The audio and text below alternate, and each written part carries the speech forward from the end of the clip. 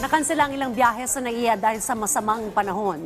Tuloy-tuloy naman ang pagdating ng mga pasahero, partikular na mga OFW. Magbabalik ng ibang bansa matapos ang bakasyon dahil sa holiday season.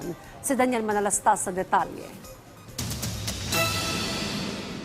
Para bang dumaan lang ng mabilis ang Pasko at Bagong Taon para sa OFW sa Singapore na si John dahil balik trabaho na ulit siya sa abroad matapos makasama ang kanyang pamilya.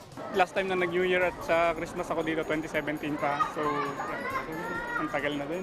Medyo malungkot, medyo bitin kasi yung bakasyon din. 11 days lang kasi, nakapilit lang din talaga na makauwi.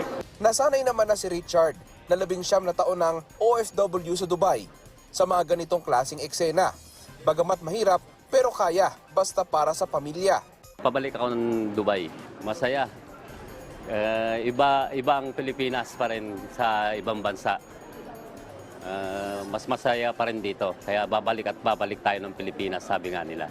Sanayan lang kasi medyo matagal na rin ako doon, 19 years. Sa terminal naman ng PITX, pagtitiyak ng pamunuan, may masasakyan kahit ang mga walk-in passengers. For the passengers na wala pang tickets or going to the provinces pa, habol pa na magbakasyon, meron pa rin tayong walk-in, no? And then at the same time, travel light pa rin tayo. Kahit na walk-ins yun, meron kami additional bus units for that. Gayunman, may ilang pasahero pa rin nagrereklamo.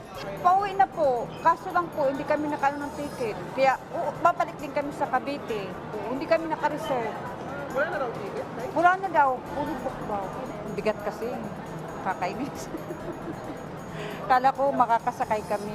Sa kabila nito, ayon sa pamunuan ng PITX, wala namang naging untoward incidents at naging mapayapa ang mga naging kaganapan ngayong holiday season.